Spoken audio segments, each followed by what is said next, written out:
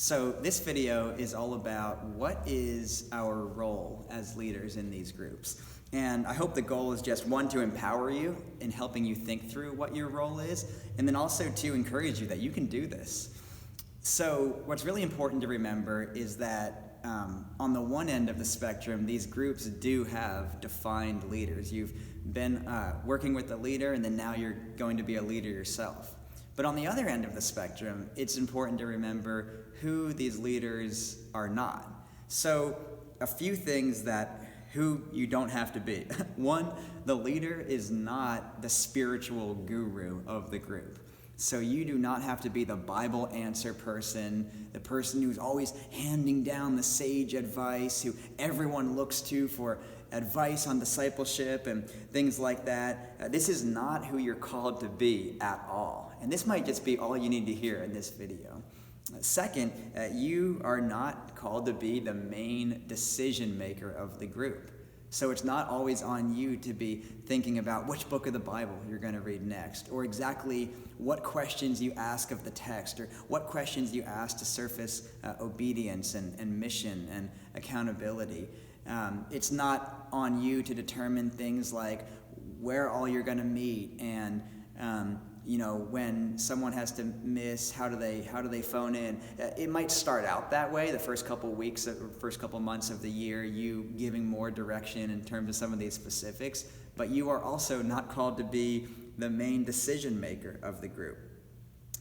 One analogy that one of our leaders has used is that these groups are like potluck meals. So instead of you being the chef that prepares everything and sets the table and then everyone comes and eats of what you've prepared, it's more like a potluck where we're all bringing things to the table at an equal level every single week and enjoying that meal that as we learned about Christ together. So you're not the spiritual guru, you're not the main decision maker, you are a participant in the potluck. And so you might hear all this and then also ask, okay, if that's the case, why is there even a leader at all? And we found that it's still helpful to have someone who is the main cheerleader of the group. So if you're looking for an analogy to latch onto in terms of how should I understand my role this year, now that I'm stepping into the position of leader, you are the cheerleader for the group. You're the one banging the drum saying, we can do this, let's seek Christ together, let's go hard after him. You're the one sending the text, can't wait to see you all in the morning. You're the one who's the keeper of the covenant saying, let's remember what we agreed to, this is worth it. You are the cheerleader banging the drum for people's growth. And the more I've thought about it and read, I think this is actually more of the biblical model.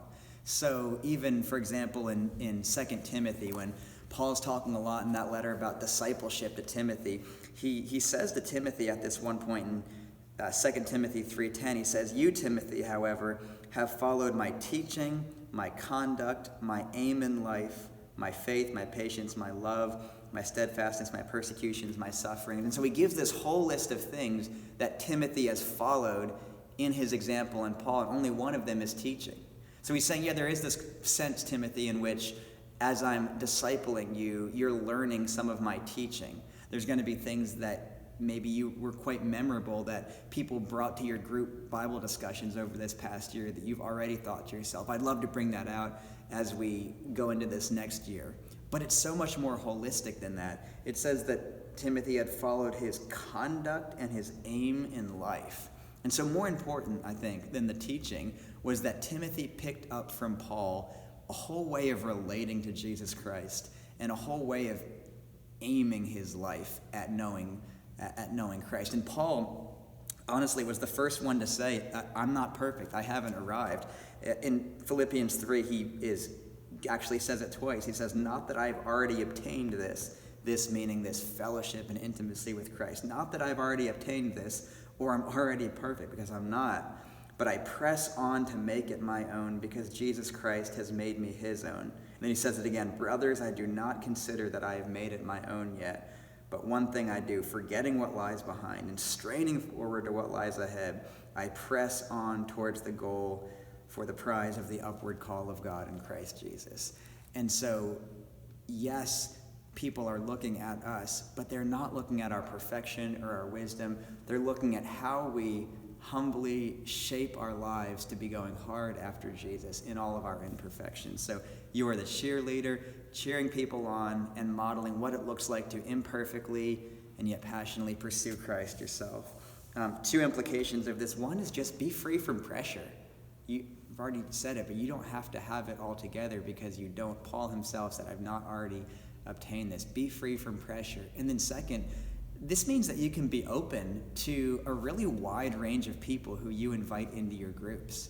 It means that you can look at an older saint who you tell is way more spiritually mature than you and invite them into your group, because you don't have to be the sage passing down the wisdom. You can just be the one banging the drum for obedience and hunger in seeking God and seeking Christ. So you are totally capable of this.